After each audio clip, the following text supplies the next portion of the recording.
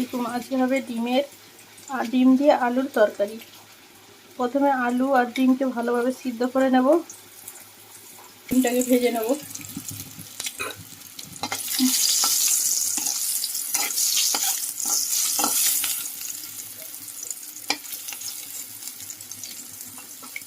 ডিমটা ভাজা হয়ে গেছে।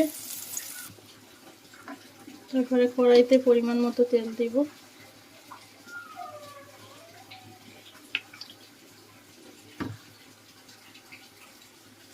তেলটা গরম হয়ে গেলে পেঁয়াজ দিয়ে দেবো।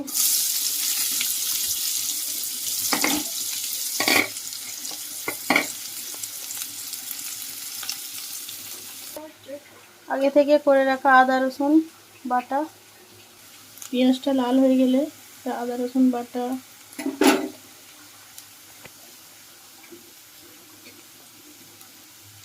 হলুদ গুঁড়ো, জিরে মরিচ, পরিমাণ মতো লবণ, পেঁয়াজ লঙ্কাগুলো ভালোভাবে কষিয়ে নিয়ে আলুগুলো দিয়ে দিতে হবে।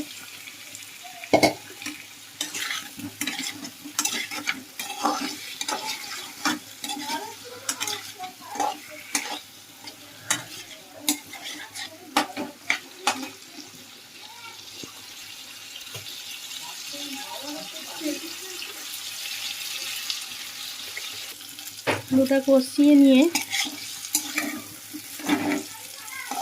কষানো হয়ে গেছে, ডিমগুলো দিয়ে দেবো।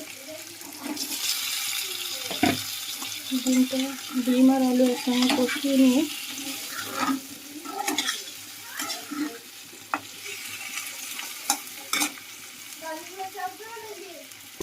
কষানো হয়ে গেছে।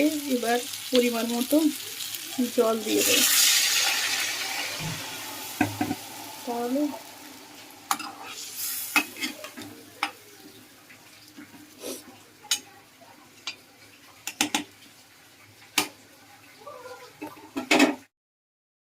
দেখুন বন্ধুরা, আমাদের ডিম আলুর তরকারি হয়ে গেছে।